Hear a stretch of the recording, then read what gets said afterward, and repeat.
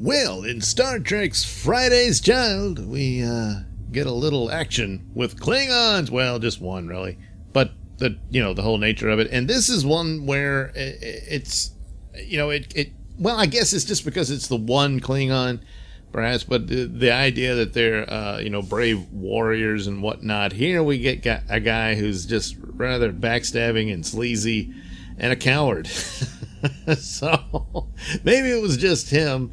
But in fitting in with the basically just the cultural aspects, not the appearance rather, but the way the Klingons changed over time, and you could certainly draw a line between those in earlier episodes, where the whole warrior code and everything is still there, but here, well, and the point of it is that it's the story is there's this planet. They've got these minerals that are very valuable, and they have an abundance of them. And so the Federation is trying to strike a deal with them, a treaty to where they can mine it and have access to it. Well, the Klingons want to do the same thing, and they're in competition with one another. The planet's culture is very primitive, but they're a warlike. They pride themselves on war and courage and honor and all that stuff. And so you would think the Klingons would probably win that hands down. Well, they sent the wrong guy to do the job, I guess.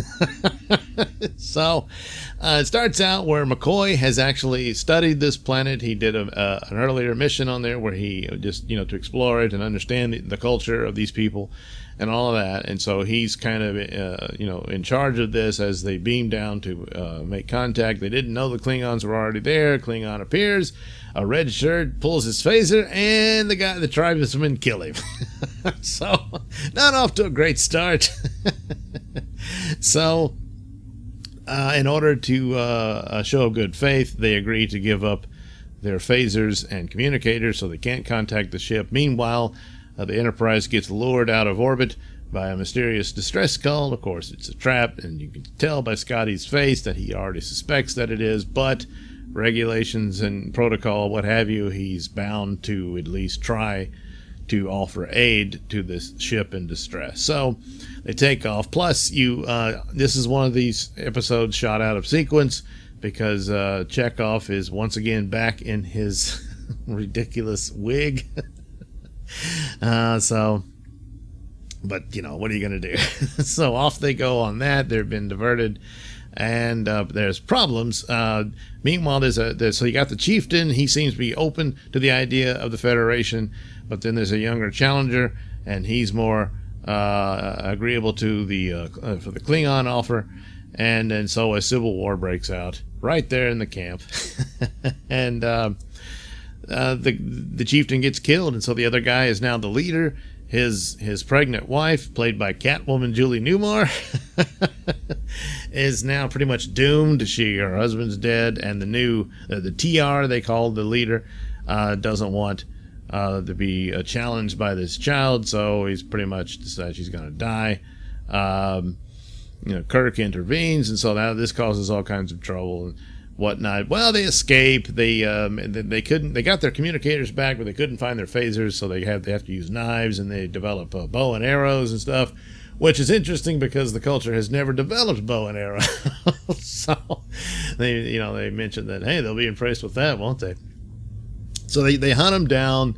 Meanwhile, since she's dishonored as the death of her husband, she has no purpose in life. She doesn't particularly want the child, and then Bones is trying to take care of it and tell her she needs to accept the child. And there's some funny back and forth between the two. She, says, "You will not touch me," and he says, "I have to examine you," and they get in a slap fight. And but as a result of this, she falls in love with him. He's trying to get her to accept the baby, and he says, "Repeat after me, the child is mine." And she says, "Yes, the child is yours." And she literally intends to do this at one point. She gives birth. She hits McCoy over the head in order to escape. And of course, the shows, they all do this back in those days of hitting people over the head to knock them out. In order to do that, it would cause serious damage, possibly kill him. But he just wakes up and rubs his head and everything's fine. But her plan was to divert the tribe, you know, and the Klingon and all that. And she claims she killed them all, and the baby's dead, and she awaits her fate. In order to leave her child with those Federation guys in the hopes that that would save the baby, and that's what she's trying to do there. Well, it doesn't work because the Klingon wants to see evidence of the bodies, and then, well, all hell breaks out, and he turns out he has a phaser in his boot, so he pulls it out and he starts phasering everybody. And then the new TR, turns out he's actually an honorable man. He just thought his idea was better, and he realizes he's made a mistake with the Klingon, and so he sacrifices himself so that the Klingon would be distracted by him getting disintegrated, and then his second would toss his little, whatever their little weapon that's sort of, well, not like a boomerang, but it's just, I don't know, like a Japanese throwing star type thing. Anyway, goes right into his stomach, and he's, oh! He falls over dead. And then Scotty and the boys show up, and everything's fine. And then they make jokes about the woman Julie Newmar keeps saying that it's McCoy's baby. And they're all like, well, when did this happen? Because he had been there before. There's some funny scenes where McCoy is examining Julie Newmar, and she says, "Wow, your hands are so soft." And Spock walks in on this, and McCoy's embarrassed.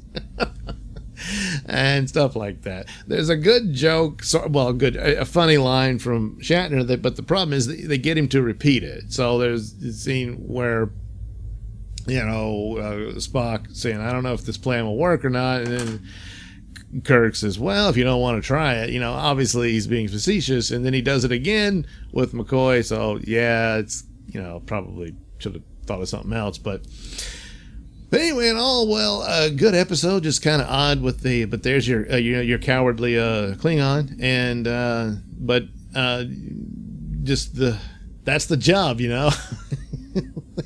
in order to convince these, plus they get the minerals, and plus the Catwoman names the baby after Kirk and McCoy.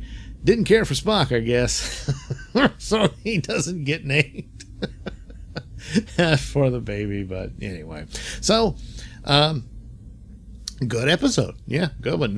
Probably not up there with the best of them, but it was good. And making use of sets, of course, kind of jarring when they go to the actual location shots. But once again, you recognize the rocks in the mountain. That same one they use over and over again. Plus, all the cowboy shows used it too. So, but it kind of works. It's like, hey, this is an alien world. So, but anyway, all around good, and some great stuff there from Star Trek. Alright, thank you for watching and listening. Why not like and subscribe, and check out that link description below. That'll take you to my mini stores and have plenty of goodies for you. Hats, mugs, stickers, posters, all that goody stuff. Plus, you can head over to indieplanet.com and pick up a copy of my comic book Night Night. Oh, yeah. Plus, you can also catch my podcast, Mr Nailsin Show, over at RadioMisfits.com. And you can also watch my videos on my channel at BitChute. That's the Mr Nailsin channel on BitChute.com.